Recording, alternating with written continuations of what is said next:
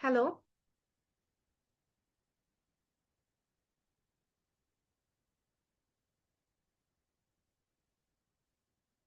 আপনারা শুনতে পাচ্ছেন কিনা সবাই একটু মেসেজ করে জানাবেন। এখানে একটা চ্যাট অপশন আছে।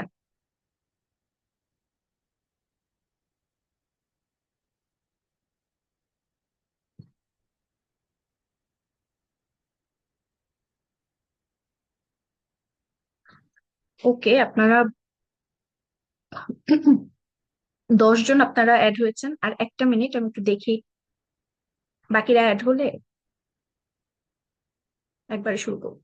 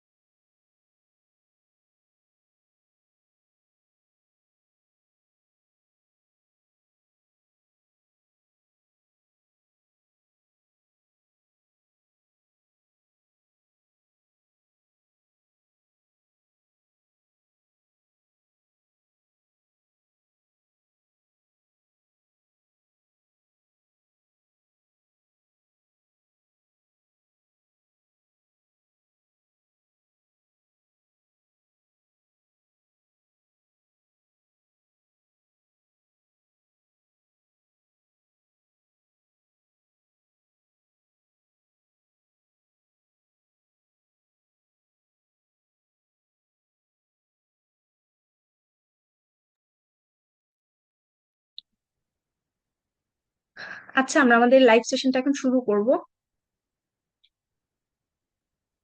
প্রথমত আমাদের যারা হচ্ছে আমাদের ব্যাচের স্টুডেন্ট, তাদের আজকে ওরিয়েন্টেশন। তো তাদের তাদের তো অবশ্যই অভিনন্দন জানাচ্ছি, সাথে সাথে যারা জয়েন করেছেন সবাইকেই অভিনন্দন জানাচ্ছি। এই লাইভ সেশনটাতে যারা জয়েন করেছেন মোটামুটি সবাই হচ্ছে বিসিএস ক্যান্ডিডেট মনে হয় সামনের। তো বিসিএস এর মোটামুটি যে সাবজেক্ট গুলা আছে তার মধ্যে আমরা 3টা সাবজেক্ট আমাদের ব্যাচে এখন রাখতেছি। যেটিটা আপনারা যারা জানেন তো জানেন, যারা জানেন না তাদের উদ্দেশ্যে বলি। ইংলিশ, ম্যাথ এবং মেন্টাল, এই 3টা সাবজেক্ট হচ্ছে আমরা আপাতত শুরু করেছি। বিসিএস এর বাকি যে সাবজেক্ট গুলো আছে আপনারা জানেন যে সেগুলো হচ্ছে যদি নিজেরা আপনারা পড়েন, গাইডলাইন দিয়ে দিলে সেগুলো মোটামুটি কমপ্লিট করা যায়। তো আমরা শুধুমাত্র যে সাবজেক্ট গুলো আসলে পড়ানোর মতো মনে হয়েছে আমাদের কাছে, যেহেতু সময় খুবই কম আর আমরা এবার প্রথম শুরু করলাম, সে কারণে হচ্ছে আমরা 3টা সাবজেক্ট প্রথমত রেখেছি, ইংলিশ, ম্যাথ এবং মেন্টাল। এই 3টা সাবজেক্ট আসলেই মানে আপনাদেরকে যদি পড়ানো না হয় তাহলে যাদের দুর্বলতা আছে তারা আসলে মনে হয় এখানে সাফার করবেন। তো যাই হোক, এই আমাদের কোর্সটাতে 3টা সাবজেক্ট আমরা পড়াচ্ছি, সাথে সাথে হচ্ছে আহ, যে বাকি সাবজেক্ট গুলো আছে এগুলোর আমরা গাইডলাইন দিয়ে দিবেন। আমাদের যিনি মেন্টর আছে সাজিদ বিন কামাল, উনি হচ্ছে গাইডলাইন দিয়ে দিবেন। সেই সাথে হচ্ছে ফলো আপ করবেন। আর সাবজেক্ট গুলো আপনারা কিভাবে পড়বেন, কিভাবে পড়লে আপনাদের দ্রুততম সময়ের মধ্যে শেষ হবে, সেগুলা হচ্ছে আপনাদেরকে উনি জানাই দিবেন। তো আমি হচ্ছে কথা আমার মোটামুটি শেষ। আমি এখন সাজিদ বিন কামালকে আপনাদের সাথে কথা বলার জন্য বলবো। আপনারা আপনাদের কোয়েশ্চেন গুলা হচ্ছে মেসেজে যেভাবে লিখতেছিলেন সেভাবে লিখতে পারেন, এখানে চ্যাট অপশন আছে। তো আপনারা যদি লিখেন তাহলে হয়তো সুবিধা হবে, সেখান থেকে দেখে দেখে উনি কোয়েশ্চেনের অ্যান্সার করতে পারবে। আর হচ্ছে আপনারা হ্যান্ড রেজ করতে পারেন, সেখান থেকেও দেখে দেখে হয়তো হলো কথা বলার সুযোগ দেয়া যেতে পারে কয়েকজনকে। কারো যদি কোয়েশ্চেন থাকে একটু হ্যান্ড রেজ করতে পারেন। আমি একটু দেখি, আপনারা যদি কারো কোয়েশ্চেন থাকে একটু হ্যান্ড রেজ করেন।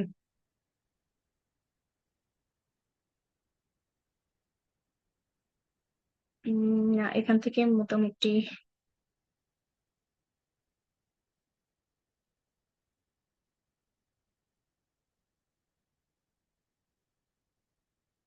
আচ্ছা, যাই হোক, আপনারা যদি হ্যান্ড রেজ করেন সেটা হয়তো শো করবে।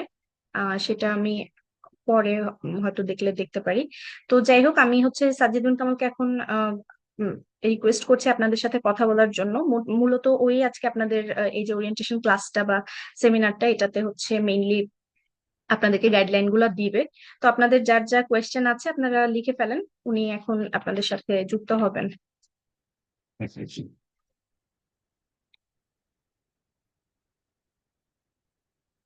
আসসালামু আলাইকুম। আমি সাজিদ বিন কামাল বলছি। আমি প্রথমে আমার আহ, পরিচয়টা দিয়ে নিই। আমি হলাম কুয়েট থেকে গ্রাজুয়েশন কমপ্লিট করেছি। আমার বাড়ি হলো খুলনায়, বর্তমানে আমি ঢাকায় আছি। আমি বাংলাদেশ ব্যাংকে হেড অফিসে বর্তমানে কর্মরত আছি এবং খুব শীঘ্রই আল্লাহ দিলে মানে আমি 43তম বিসিএস এ পুলিশ ক্যাডার হিসেবে জয়েন করব।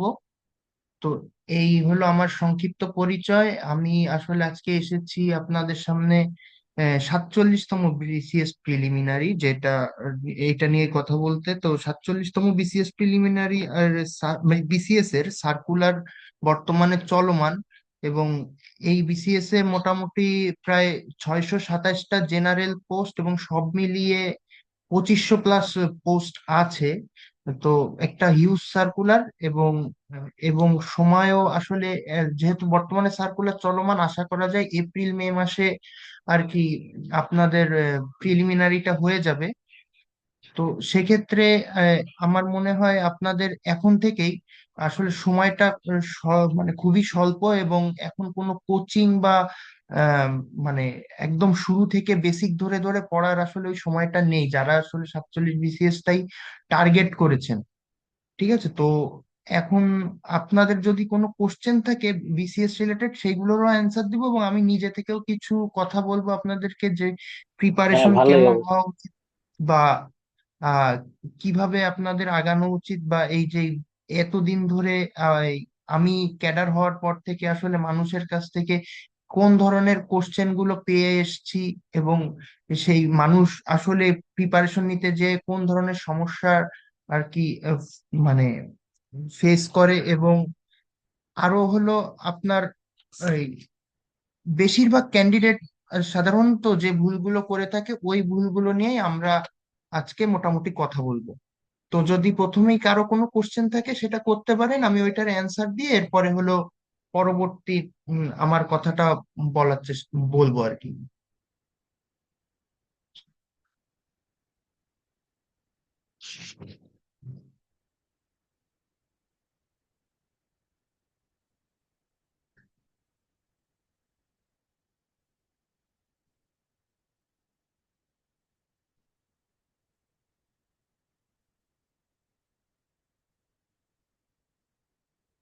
আচ্ছা। হ্যালো, আচ্ছা, আসসালামু ঠিক আলাইকুম আছে। ভাইয়া। ওয়ালাইকুম আসসালাম। জি বলেন। ভাই, আমি পাবনা বিজ্ঞান ও প্রযুক্তি বিশ্ববিদ্যালয় থেকে ভাই সিএসসি গ্রাজুয়েশন কমপ্লিট করলাম এই 24 জি। সালে। ভাই আমার প্রশ্নটা হচ্ছে ভাই, ভাইয়া হচ্ছে এই টাইমে কি ভাই ডাইজেস্ট পড়া ঠিক হবে নাকি ভাই বিষয় ভিত্তিক যে বইগুলা আহ আছে ওইগুলা পড়বো ভাই? আর ভাই আরেকটা আচ্ছা। কোশ্চেন আছে ভাই, ওই ডেইলি ভাই ওই একটা করে সাবজেক্ট পড়বো নাকি দুই তিনটা করে সাবজেক্ট পড়বো, মানে প্রতিদিন আসলে পড়ার রুটিনটা কিভাবে করবো এটা নিয়ে ভাই একটু কনফিউশনে পড়তেছি ভাই। আচ্ছা। তো ডেইলি একটা সাবজেক্ট এই এই টাইমে এসে আসলে ওই রকম বিষয়ভিত্তিক পড়ার সময় ওইভাবে নাই, সত্যি বলতে। এখন ডাইজেস্ট দিয়ে যদি পড়াটা কভার করে 47 করা যায় সেক্ষেত্রে বেটার হয়, কারণ তোমার হলো গিয়া মিনিমাম 2বার রিভিশন দিতে হবে। জাস্ট একবার পড়ে চোখ বলে চলে গেলে ওখান থেকে পারার সম্ভাবনাটা অনেক কমে যায়। তো সেই ক্ষেত্রে রিভিশনের মানে বেশি বেশি রিভিশনটা দেওয়ার জন্য এখন হলো মূলত ডাইজেস্ট থেকেই সিলেবাসটা কভার করতে হবে, এক। আর দ্বিতীয়ত, যদি মনে হয় যে হ্যাঁ আমার 47 বিসিএস এর যদি না আসে সমস্যা নেই, 48-এর জন্য সলিড প্রিপারেশন নিতে চাই, সেই ক্ষেত্রে সাবজেক্ট ওয়াইজ পড়ে গেলে, সাবজেক্ট ধরে ধরে যদি পড়া হয় সেক্ষেত্রে হ্যাঁ একটু হয়তো বা রিভিশনটা হবে না, বাট সিলেবাসটা ভালো মতো কভার হবে 4 থেকে 5 মাসে। তবে আমি বলবো যে দুইটাই ব্যালেন্স করে টার্গেট রাখতে হবে, যে 3 থেকে 3.5 মাসের মধ্যে সিলেবাস শেষ করে এরপরে হলো গিয়া মানে বা 3 মাসের মধ্যে ডাইজেস্ট বা বই মিলায় যেই মানে সিলেবাসটা শেষ করতে হবে, এরপরে আর রিভিশন প্লাস বেশি বেশি মডেল টেস্ট দিতে হবে এইটা। আর দ্বিতীয় প্রশ্নটা কি ছিল?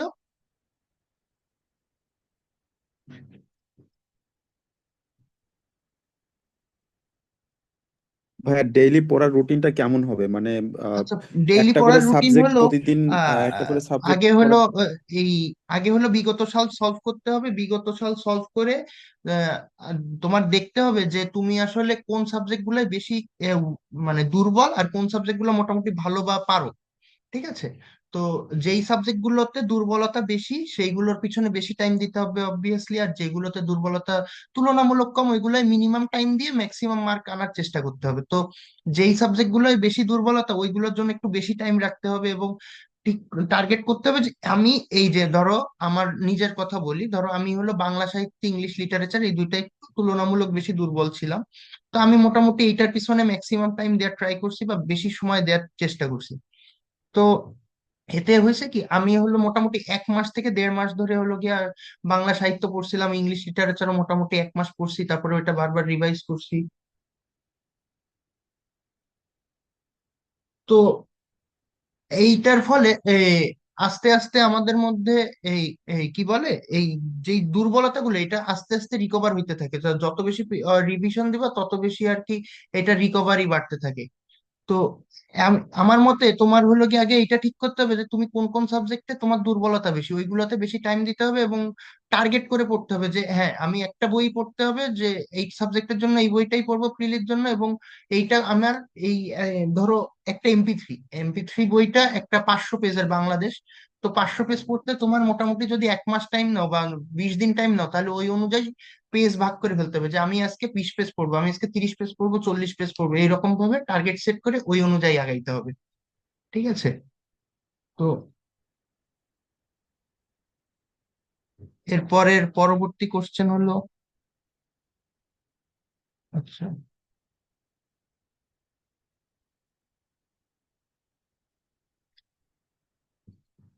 আচ্ছা, একজন কোশ্চেন করছে ভাইয়া প্রশাসন পুলিশ চয়েস লিস্টে আগে পড়ে রাখা কি কি বিষয়ের উপর নির্ভর করা উচিত আমার? আর আপনার স্ট্র্যাটেজি ও রুটিন আমাদের জানাবেন প্লিজ ইন ডিটেলসে, কি কি ভুল আমাদের অ্যাভয়েড করা উচিত যেটা সাধারণত হয়ে যায়। হ্যাঁ, আমি এগুলো নিয়ে কথা বলবো। তো প্রশাসন ও পুলিশ চয়েসে রাখার ক্ষেত্রে আমি যেটা বলবো যে আপনি যদি পুলিশের মানে খুব বেশি প্যাশনেট না হন সেক্ষেত্রে চয়েস না দেওয়াই ভালো পুলিশ নিয়ে। কারণ পুলিশ আসলে একটু বেশি প্যারার মানে জায়গা, এখানে আপনার আসলে 7 দিন ট্রেনিং করতে হবে এবং সারা জীবনে মোটামুটি অনেকটা প্যারার মধ্যে দিয়ে যাওয়া লাগবে। তো আপনি যদি এই জিনিসটা মানে আপনি আগে থেকে মেন্টালি প্রিপেয়ার্ড না থাকেন সেই ক্ষেত্রে আপনার পুলিশে গিয়ে ভালো লাগবে না বা খুব দ্রুত হতাশা চলে আসতে পারে, সেই ক্ষেত্রে আপনার পুলিশ চয়েস না রাখা ভালো যদি আগে থেকে এটার প্রতি কোনো ফ্যাসিনেশন না থাকে। আর প্রশাসন আপনি অবশ্যই ওই সামনের দিকে রাখবেন, এবং আপনার যদি ইংলিশে ভাইবা দেয়া নিয়ে কোনো আহ মানে জড়তা না থাকে সেই ক্ষেত্রে আমি বলবো প্রথমে পররাষ্ট্র দেন প্রশাসন রাখাটাই বেটার। আর আপনার স্ট্র্যাটেজি ও রুটিন, হ্যাঁ আমি আমার স্ট্র্যাটেজি রুটিন মোটামুটি আপনাদের সামনে বলার চেষ্টা করবো, আর কি কি ভুল হয় সেটা নিয়েও কথা বলবো আস্তে আস্তে আর কি। যেমন ধরেন আমার স্ট্র্যাটেজি ছিল হলো গিয়ে আমি হলো গিয়ে যত কম পড়ে যত বেশি মার্ক কভার করা যায়। আর হলো গিয়া রুটিনটা আমি হলো গিয়ে ওই যেটা আগের কোশ্চেনে বললাম যে আমি একটা সাবজেক্ট ধরতাম ওইটার ফুল সিলেবাস কভার করা হইলে দেন হইলো আমি পরবর্তী সাবজেক্টে যাইতাম। তো ওই ফুল বইটা মানে একবার ওই এই সাবজেক্টের ফুল সিলেবাসটা কভার করার জন্য আমি হলো একটা নির্দিষ্ট সময় ধরে নিতাম, 20 থেকে 25 দিন বা যাই হোক। ওই রকম ভাবে আমি আসলে ঘড়ি ধরে পড়তাম না, আমি হলো ওই পেজ ধরে পড়তাম। তো আর হলো দ্বিতীয় কি কি ভুল আমাদের হয় একজন ক্যান্ডিডেট যখন শুরু করে সাধারণত যে ভুলগুলো করে যে বিগত বিসিএস এর প্রশ্ন অ্যানালাইসিস করে না। তারপরে ধরেন প্রচুর পরিমাণে কোচিং বা অনলাইন কোর্স নির্ভর হয়, কেমন যে কোচিং এ যা পড়াইছে ওর বাইরে নিজে থেকে যে কিছু পড়বে বা নিজে থেকে এই কিছু যে করবে এই ধরনের কোনো মানে ওই ইচ্ছাটা থাকে না বা ওই জোরটা থাকে না, যে ফুললি কোচিং ডিপেন্ডেন্ট থাকে, এটা একটা ভুল। তারপরে ধরেন প্রচুর মানে অহেতুক সাধারণ জ্ঞান মুখস্থ করা, যেমন ধরেন এই আপনার মানে যেগুলো লাগে না একদম, মানে আপনার আগে বিগত সাল সলভ না করলে আপনি তো বুঝতে পারবেন না যে আসলে আমার আসলে কোন ধরনের সাধারণ জ্ঞান পরীক্ষায় আসে। তো ওইটাই হয় কি, যা এই আপনি হলো যে যা পান সামনে সেটাই মুখস্থ করার ট্রাই করেন বা জানার ট্রাই করেন, দরকার নাই তো। আপনার নির্দিষ্ট বিসিএস এরও সবকিছুর মতো বিসিএস এরও একটা সিলেবাস আছে, এবং এই সিলেবাস ধরে যদি আগান সেই ক্ষেত্রে আপনার মনে করেন এই কি বলে পড়াশোনাটা খুব লিমিটেড ভাবে করেও অনেক মার্ক কমন বাঁধানো সম্ভব। তো এই জিনিসটা আপনার আগে বুঝতে হবে যে অহেতুক সাধারণ জ্ঞান মুখস্থ করে মাথার ওই স্পেসটা মানে নষ্ট করার দরকার নেই। তারপরে সংবাদপত্র পড়ার কথা অনেকে বলেন, কিন্তু ক্যান্ডিডেটরা আর কি এই জিনিসটা মিস ইন্টারপ্রেট করে এবং করে কি ওই সংবাদপত্র মুখস্থ করে কাইন্ড অফ, মানে সংবাদপত্র এত জোর দিয়ে পড়ে, মানে ও প্রতিটা লাইন বাই লাইন পড়ে। এইভাবেও দরকার নেই, আপনি সংবাদপত্র চোখ বুলায় যান, আপনার সংবাদপত্র থেকে যেটুক ইনফরমেশন আপনার মাথায় থাকবে থাকবে, না থাকলে নাই। আপনি জাস্ট গল্পের বইয়ের মতো মানে প্রতিদিন সংবাদপত্র পড়াটা অভ্যাস করেন, বাট এইটাকে প্রেশার দিয়েন না।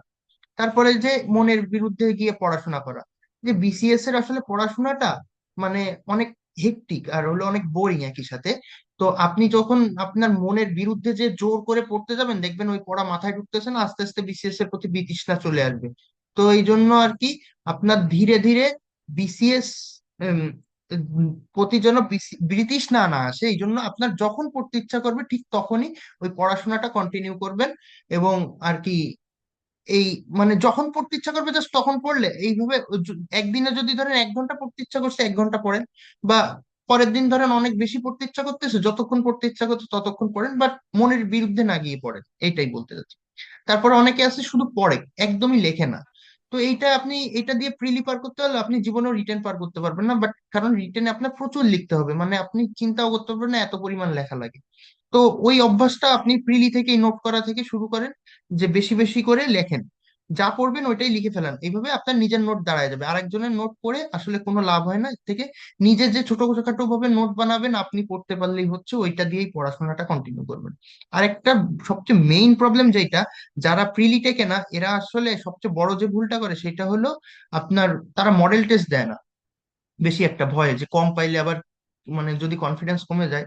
কিন্তু এইটা সিলেবাস শেষ হওয়া মাত্রই আপনাদের মডেল টেস্ট দেওয়া শুরু করা উচিত, কারণ আপনার যত বেশি মডেল টেস্ট দিবেন নিজের উইকনেস গুলো তত বেশি মানে চোখে পড়বে, মানে ধরতে পারবেন, তখন আপনি ওই জিনিসটা নিয়ে কাজ করতে পারবেন, ওইটা পড়ে ওইটা রিকভার করতে পারবেন। বাট আপনি যদি টোটালি মডেল টেস্ট না দেন আপনি জানবেনই না আপনার উইকনেস কোথায়, শুধুমাত্র পড়ে আপনি ওই উইকনেস রিকভার করতে পারবেন না।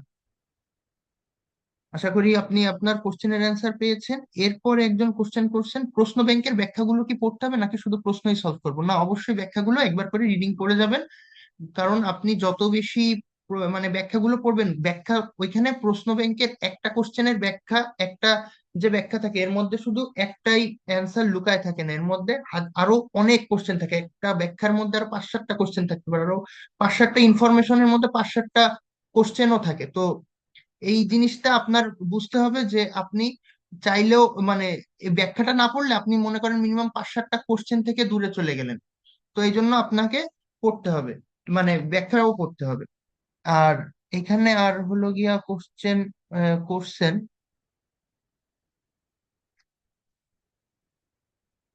আমি আরো কিছু কোশ্চেন নিব।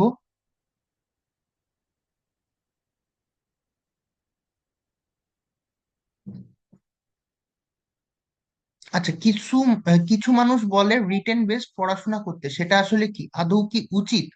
হ্যাঁ, রিটেন বেস পড়াশোনা করা যায় যদি আপনার হাতে এনাফ টাইম থাকে, লাইক আপনি 1 বছর সময় হাতে নিয়ে আপনি পড়াশোনা শুরু করলেন, সেই ক্ষেত্রে আপনি প্রিলির পাশাপাশি রিটেনটাও কন্টিনিউ করতে পারেন। কিন্তু আপনি যদি এই মুহূর্তে 47-এর জন্য পড়াশোনা শুরু করেন আপনি আসলে রিটেন বেস পড়াশোনা করতে পারবেন না, কারণ রিটেনের আপনার আর কি ওইভাবে রিটেনের জন্য আপনি টাইম পাবেন না। আপনার এখন প্রিলিতে সর্বোচ্চ মার্ক আনার জন্য কি করা যায় এইটাতেই বেশি চিন্তা করতে হবে।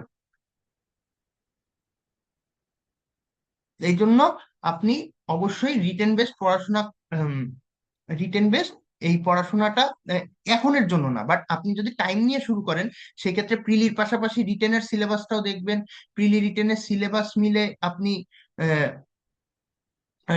প্রিলি রিটেনের সিলেবাস মিলে আপনি হলো গিয়া এই যেগুলো কমন বাদে ওগুলো আপনি ডিটেলস পড়লেন, কারণ রিটেনের সিলেবাস কিন্তু প্রিলির মতো ভাস্ট না, কিন্তু রিটেনের সিলেবাসের ডেপথ অনেক বেশি।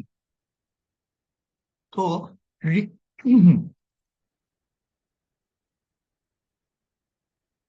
রিটেনের সিলেবাসে আপনার হলো গিয়া যখনই এই মনে করেন আপনি ধরেন একটা টপিক আমি বলি সংবিধান, সংবিধান থেকে প্রিলিতে আসে মাত্র 2 কি 3 মার্ক। এখন আপনি যদি আহ, এই সংবিধানটা রিটেনের মতো করে পড়েন, তাহলে দেখা যাবে আপনি হলো গিয়া ম্যাক্সিমাম মনে করেন প্রিলির জন্য 2 থেকে 3 মার্ক বাঁচাইতে পারবেন। বাট আপনার ওই যে সংবিধানটা যদি পড়া হয়ে যায়, সেই ক্ষেত্রে আপনি হলো গিয়া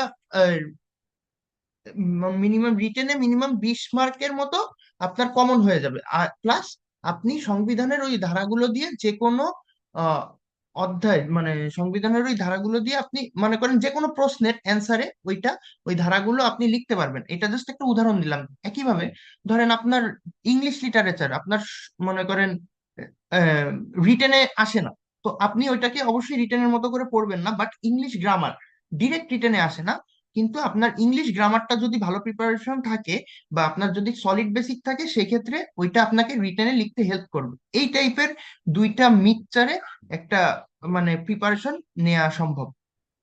আচ্ছা, আপাতত আজকের ক্লাস লাইভ কি রেকর্ড থাকবে ভাই? হ্যাঁ, আজকের লাইভ রেকর্ড থাকবে। আর এই লাইভ আপনাদেরকে যারা আমার কোর্সে এনরোল করবেন তারা অবশ্যই এটা দেখতে পাবেন, পরবর্তীতে এটা আপনাদেরকে দিয়ে দেওয়া হবে। আচ্ছা, চয়েস লিস্ট নিয়ে খুব কনফিউজড, একটু গাইডলাইন দিলে সহজ হতো। আচ্ছা, চয়েস লিস্ট নিয়ে কনফিউশন আসলে আমাদের সবারই থাকে। আমরা আসলে না বুঝে না জেনেই ম্যাক্সিমাম টাইমে চয়েস দিয়ে থাকি। তো এই ক্ষেত্রে আমি আসলে কোনো ক্যাডারকে ছোট করব না। সাধারণত বিসিএস এ টপ 6 ক্যাডার বলে একটা ব্যাপার থাকে, যে foreign cadre, police cadre, admin cadre, customs cadre, tax cadre, audit cadre, এই 6টাই মূলত ম্যাক্সিমাম ক্যান্ডিডেটরা টার্গেট করে, এইগুলোই উপরে রাখে। তো এখন এই সিরিয়ালটা আপনি কিভাবে দিবেন এটা সম্পূর্ণ আপনার ব্যক্তিগত। আপনি আসলে মানে নিজেকে কোন ক্যাডারে দেখতে চান, সবারই তো একটা স্বপ্ন নিয়ে এদিকে আসে, তো ওই হিসেবে আপনি আপনার চয়েসটা দেবেন। এবং আপনি আসলে কোন ক্যাডার মোটেই চান না হইতে, সেটা আপনি চয়েসে দিবেন না। এইটা জাস্ট এই জিনিসটা ফলো করবেন যে আপনি কি চান। আপনার চাওয়া না চাওয়ার উপরেই জিনিসটা আর কি বেশি ডিপেন্ডেন্ট। তারপরও যদি বলি যে যারা আসলে হ্যাসেল ফ্রি লাইফ চায়, তাদের মানে মানে লাইফে একটু এক জায়গায় স্থির থাকতে চায় বা একটু অফিস টাইমের বাইরেও একটা ভালো লাইফ বা মোটামুটি 9টা 5টা লাইফ চায়, তাদের জন্য আসলে আহ, কাজ এই অডিট ক্যাডার বা ট্যাক্স ক্যাডার বা ফ্যামিলি প্ল্যানিং বা ডাক বিভাগের মানে তথ্য ক্যাডার, এইগুলা মোটামুটি ভালো। এগুলোকে উপরের দিকে রাখবেন। যারা আসলে লাইফে চ্যালেঞ্জ নিতে চান বা লাইফে মানে এই যে এই প্যারাগুলো আসলেও আসলে আপনি কোনোভাবে এগুলো নিয়ে বদার করেন না বা আপনার কাছে এগুলো কোনো ব্যাপারই না, সেই ক্ষেত্রে আপনি পুলিশ অ্যাডমিন উপরে রাখতে চান, রাখতে পারেন। যাদের একটু বিদেশ যাওয়ার ইচ্ছা আছে বা বিদেশে চাকরি করার ইচ্ছা আছে, তারা ফরেন ক্যাডার অবভিয়াসলি উপরের দিকে রাখতে পারেন। যাদের আর কি একটু মানে এই দেশে বিদেশে ঘোরার পাশাপাশি মানে দেশের মধ্যেও কাজ করার, প্লাস হলো ওই ইকোনমি রিলেটেড, বা আপনি যদি আরো স্পেসিফিক্যালি বলি যে আপনি আসলে এই যে শুল্ক বা আপনি বন্দরে কাজ করতে চান, ঠিক আছে, এগুলো নিয়ে হলে অবশ্যই কাস্টমস ক্যাডার উপরে দেবেন। এবং আমার মনে হয় যে আপনাদের আসলে কাস্টমস ক্যাডারটা চয়েসের একটু উপরে রাখা উচিত, কারণ আপনি এখানে আসলে অনেক মানে সৎভাবেই আপনি মোটামুটি একটা সচ্ছল জীবনযাপন করার মতো ইনকাম করতে পারবেন বলে মনে করি কাস্টমস ক্যাডারে। তো এটা আপনাদের চয়েসে উপরে রাখা উচিত। আর হলো আর ট্যাক্স অডিটের কথা তো বললামই। আর ফরেন ক্যাডার আসলে, আর ফরেন ক্যাডারের ক্ষেত্রে আপনারা চয়েস দিবেন ঠিক তখনই, ফরেন ক্যাডার ফার্স্টে যদি আপনি ওই ধরনের কনফিডেন্ট থাকেন যে আপনি ইংলিশে ভাইবা দিতে পারবেন, মানে মোটামুটি ফ্লুয়েন্টলি কনভারসেশন চালায় যাইতে পারবেন, সেই ক্ষেত্রে আপনারা চয়েসে ফরেন ক্যাডার একে দিবেন, আইদারওয়াইজ না দেয়াটাই বেটার। আচ্ছা, একজন কোশ্চেন করেছেন ভাই।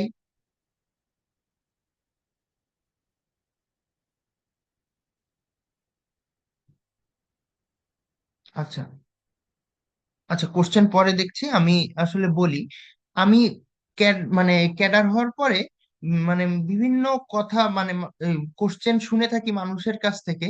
সেটা হলো যে ভাই কিভাবে শুরু করব, তারপরে ধরেন ডেইলি কত ঘন্টা পড়বো, অলরেডি একজন করেছেন এখানেও। তারপরে কতটুক মুখস্থ করা লাগতে পারে, তারপরে ইংলিশের দুর্বলতা কিভাবে কাটাবো, স্পেশালি এই যে এখানেও কমেন্টে একজন লিখেছেন যে ভোকাবুলারি নিয়ে প্যারা খাই ভাই, এটা মনে থাকে না।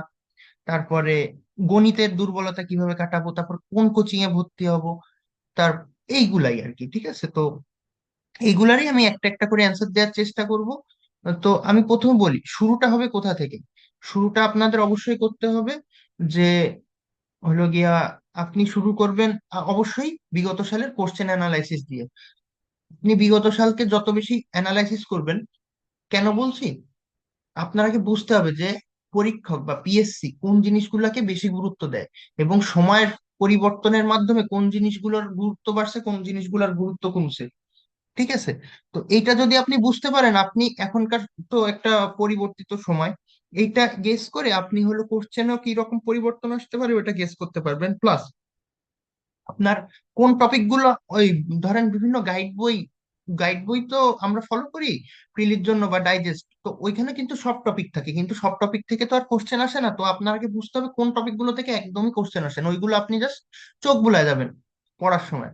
আর কোন টপিক গুলো থেকে বারবার কোশ্চেন আসে, বারবার রিপিট হয়, ওইগুলা পড়ার সময় একটু ভালো করে পড়বেন। এইটাই, এটা হলো প্রিভিয়াস কোশ্চেন অ্যানালাইসিস করে আপনার ট্যাকটিক্স এন্ড স্ট্র্যাটেজি সেট করা। এরপরে হলো কিভাবে শুরু করবেন, আপনার মানে প্রথমে কতক্ষণ পড়তে হবে, ওই যে এই, তারপরে কিভাবে পড়তে হবে, আপনি জাস্ট কখনো মুখস্থ করার ট্রাই করবেন না। আমার মনে হয় এটাই সবচেয়ে বেস্ট স্ট্র্যাটেজি, কারণ বিসিএস এর সিলেবাস এত ভাস্ট, আপনি সবকিছু মুখস্থ করে পারবেন না, আপনার সুপার হিউম্যান হওয়া লাগবে। এর থেকে আপনি হলো ধীরে সুস্থে আপনার বিসিএস এর এই সিলেবাস অনুযায়ী আপনি এই আপনার স্ট্র্যাটেজি সেট করবেন।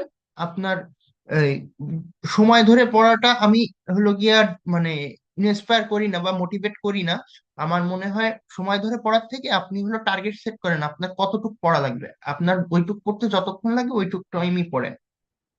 আর হলো প্রিভিয়াস অ্যানালাইসিস, এই কোশ্চেন অ্যানালাইসিস করার পরে আপনার এরপরে কি পড়বেন, এরপরে পড়বেন হলো একটা সাবজেক্ট ধরবেন।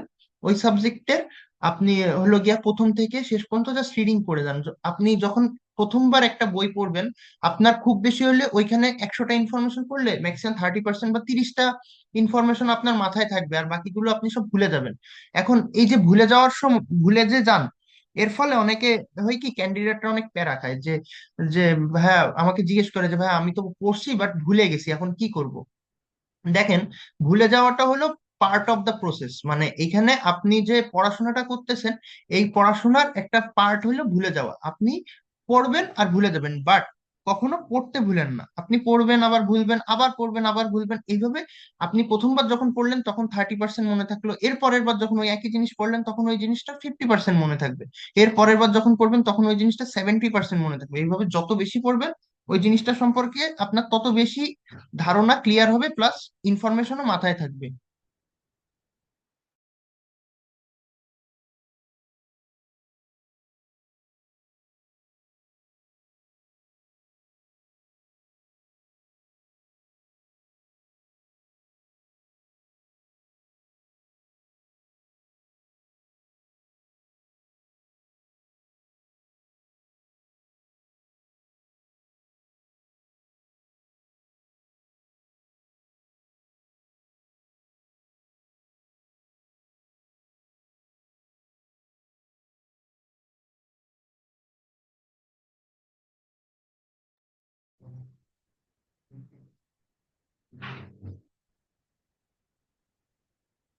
আচ্ছা, কোন প্রকাশনীর ডাইজেস্ট ফলো করব আপনি, এইটা আসলে এইভাবে কোনো নির্দিষ্ট প্রকাশনী মানে আমি বলবো না। কারণ আমিও আসলে ওইভাবে সব ধরনের ডাইজেস্টই দেখছি, বাট আমার কাছে কোনোটাই স্পেসিফিক্যালি খুব ভালো বা কোনোটা একদম খারাপ এরকম মনে হয় নাই। আপনার একটা ডাইজেস্ট পড়লেই হয়, বাট খেয়াল রাখবেন যে ডাইজেস্ট মানে ডাইজেস্ট গুলো পড়ার সময় আপনি জাস্ট মুখস্থ করবেন না, জাস্ট রিডিং পড়ে যাবেন। আমি যেমন এক বিসিএস এ অ্যাসিওরেন্স আর এক বিসিএস এ কি বলে প্রিসেপ্টরস এর ডাইজেস্টও পড়ছি। তো এইগুলো আসলে কোনো ম্যাটার করে না ওইভাবে। আহ, আপনি যে কোনো একটা ফলো করতে পারেন। তারপরে একজন ভোকাবুলারি নিয়ে প্যারা খাই ভাই, মনে থাকে না, এটা নিয়ে একটু বলিয়েন। আচ্ছা, ভোকাবুলারি নিয়ে আমিও প্যারা খাইতাম। ভোকাবুলারিটা আমি হলো গিয়া যতটুক পারতাম স্কিপ করার ট্রাই করতাম।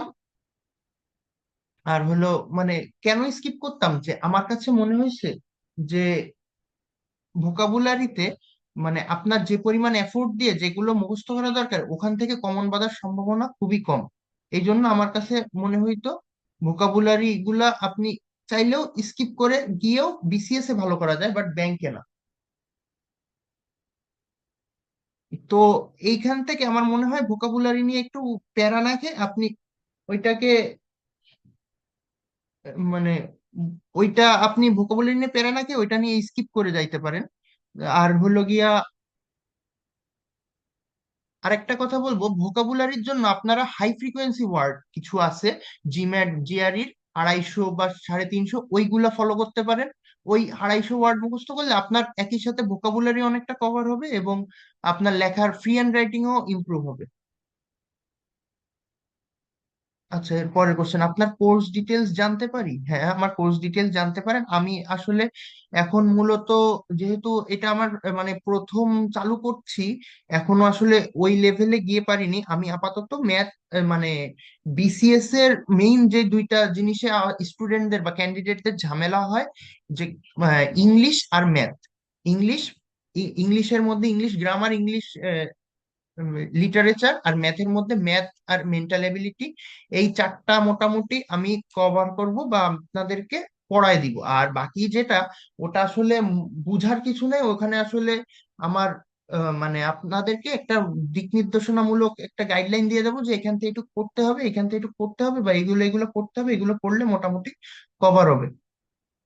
ঠিক আছে? তো আমার কোর্সের ডিটেলস আরো যদি মানে আর হলো গিয়া, ধরেন আপনি যদি ইংলিশ ম্যাথ মেন্টাল তিনোটাতেই এনরোল করেন সেক্ষেত্রে 1000 টাকা।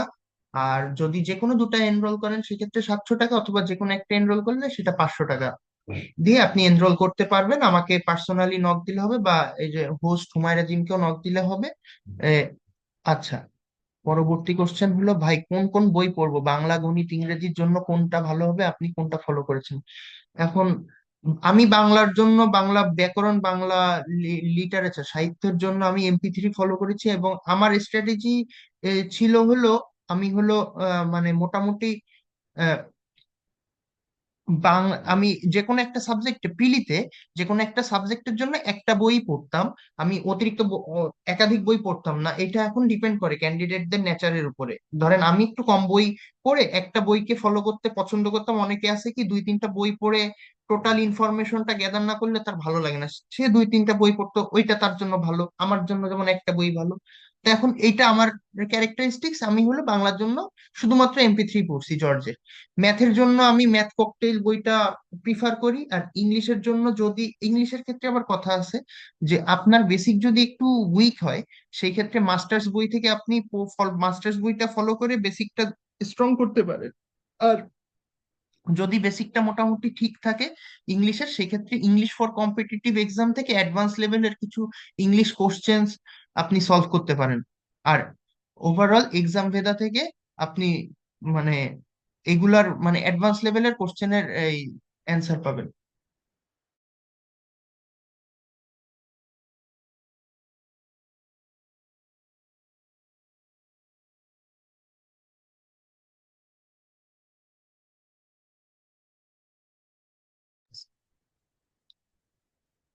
আচ্ছা, আমি আর 5 মিনিটের মধ্যে এই লাইভটা শেষ করব।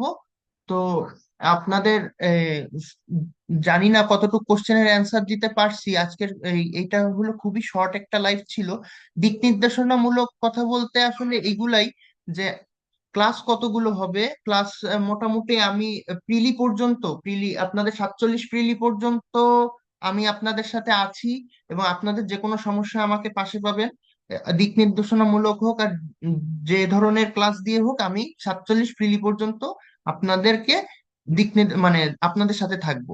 আচ্ছা, মোর ভাই, লাইভ এমসিকিউ এর উইকলি মডেল টেস্ট গুলো কতটুকু ইফেক্টিভ নিজের প্রিপারেশন যাচাই করার জন্য, এখানে কাটমার্ক এভারেজে 90 থেকে 100 এর মধ্যে থাকে। কেউ যদি কাটমার্কের আশেপাশে মার্ক পায় তাহলে তার 47 পাস করা সম্ভব কিনা?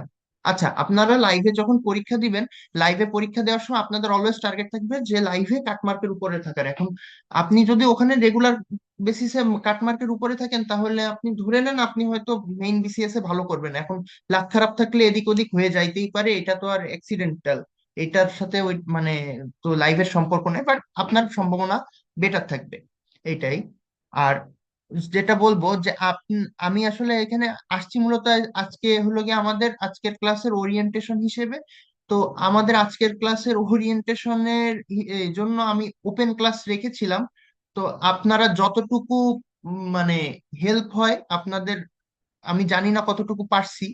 আর এখানে আমি একটা কথা বলতে চাই লাস্ট, যে আপনারা এখন কোনো ধরনের কোচিং ডিপেন্ডেন্ট না হয়ে নিজে বাসায় পড়েন। আপনাকে কে কি পড়ালো এইটা কোনো ম্যাটারই করে না।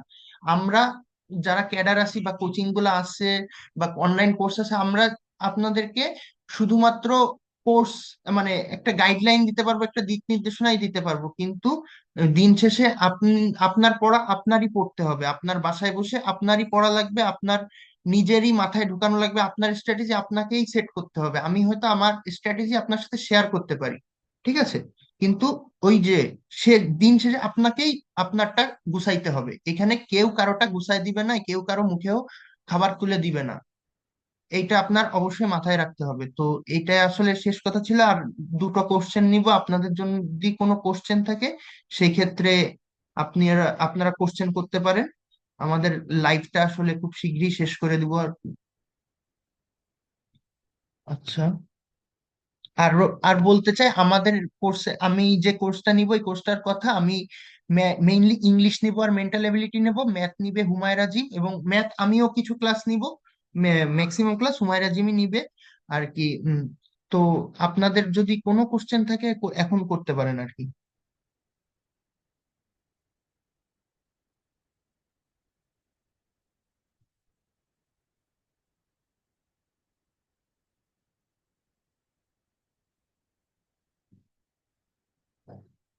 ও আরেকটা কথা বলে দিই, যেটা প্রথমেই বলছিলাম যে আপনারা কিন্তু অবশ্যই আহ, মানে আর 4 মাস টাইম আছে। এখন যদি আপনার 47 প্রিলিটাই টার্গেট করা উচিত, কারণ সামনে যে প্রিলি সেটাই মানে না মানে সেটা হাতে রেখে অন্য পরের প্রিলির জন্য আপনারা পড়াশোনা করাটা আসলে বোকামি হয়ে যাবে। আপনারা যতদূর পারেন 47 প্রিলিটাই কভার করার ট্রাই করেন।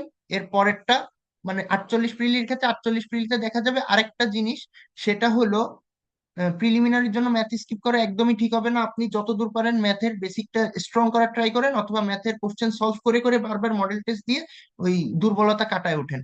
আর যেটা বলবো যে আপনারা যদি 47 প্রিলি লাস্টে নাও টেকেন, তাও প্রিলি শেষে রিটেন প্রিপারেশন নেওয়া শুরু করবেন, এটা আপনাদের জন্য লাভ ছাড়া লস হবে না, এইটুকু আমি গ্যারান্টি দিয়ে বলতে পারি। ঠিক আছে, সবাই ভালো থাকবেন। আজকের লাইফটা এখানেই শেষ করব। আসসালামু আলাইকুম।